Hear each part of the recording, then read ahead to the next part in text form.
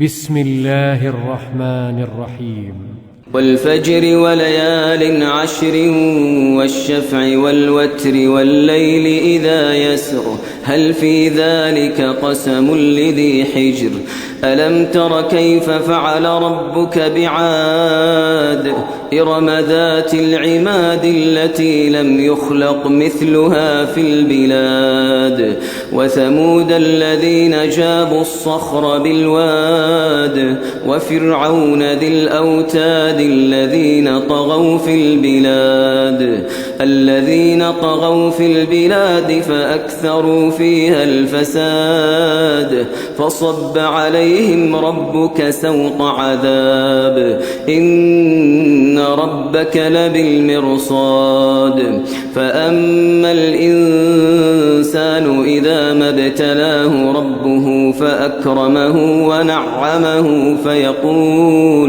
فيقول ربي أكرمن وأما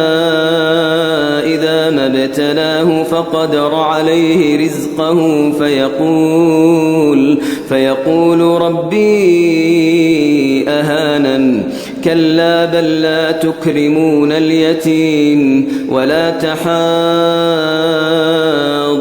على طعام المسكين وتأكلون التراث أكلا لما وتحبون المال حبا جما كلا إذا دكت الأرض دكا دكا وجاء ربك والملك صفا صفا وجيء يومئذ بجهنم يومئذ يتذكر الإنسان وأنى له الذكرى يقول يا ليت